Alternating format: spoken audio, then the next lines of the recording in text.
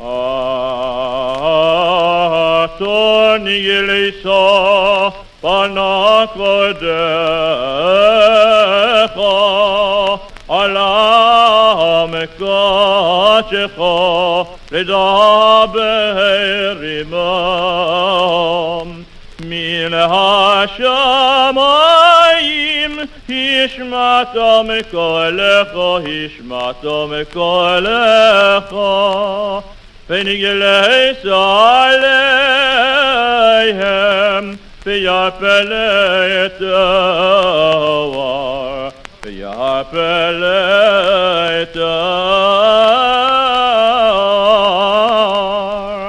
גם כל העולם כולכם מפניך ובראיות בראשית חולד מימך והגלוס ומלכנו על הארץ ינאי ללמד לימך תורה ומצוות תורה ומצוות ותשמיעם אסר לקהלך וידיברו את קודשך מלאו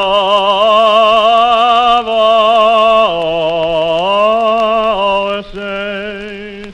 וכל לא יסוברקים עליהם נגרסו וכל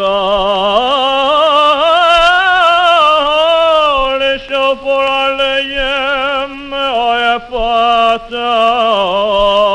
ככתוב בשורתך ויהי ביום השלישי ביום הבוקר ויהי כל הסוברקים וירון כבד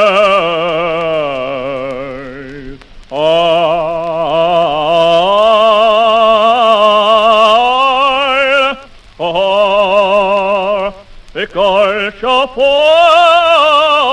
חזק מאוד ויחרות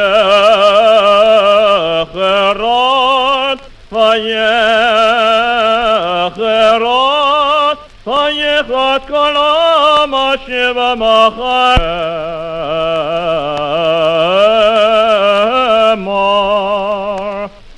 ויהי כל השופר הולך וחזק מאוד משה ידבר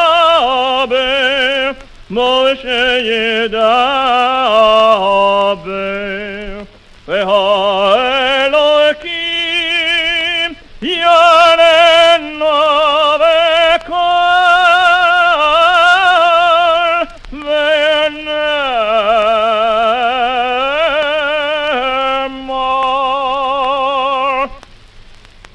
וכל האומרים את הקולות ויש הלפידים ויש כל השופר ויש הראשים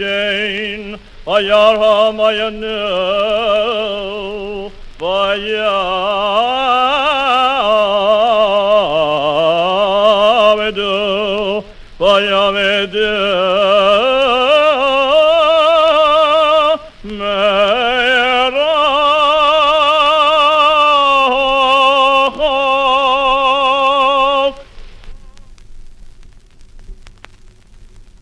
ובדברי קודשך כתוב לאמור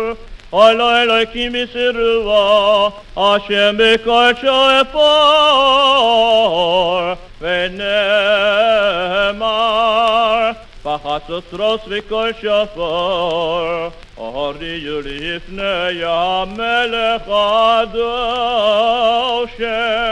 ונאמר תקראו בחודש שופר בכסל יום חגנו כי חוק לישראל ומשפט לאלוקי יעקב. ונאמר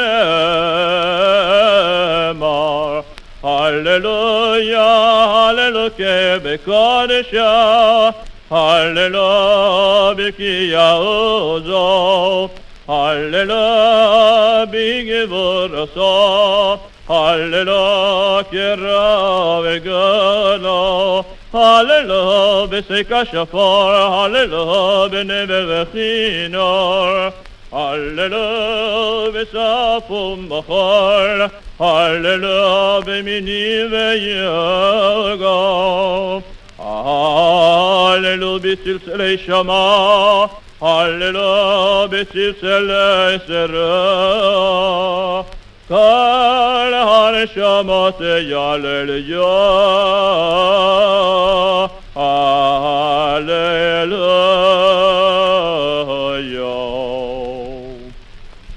ועל ידי עבדיך הנביאים כסו ולאמור, כה יושבי סבב ושוכני ארץ, כי נשאו נשרים את עירו, ורזקו השופט ישמעו, ונאמר, והיה ביום ההוא, כי תקע בשופר גדול, ובאו עובדים בארץ אשור, והנידחים בארץ מצרים, והשתחוו להשם בהר הקודש בירושלים. ונאמר, קדושים עליהם יראה ויעסוק ברוך חיצו, ואדוני אלוהים בשפו יסקו, ויהלה בצרה זתימום, קדושים צבאות יגן עליהם, כן תגן על עמך ישראל בשלומם.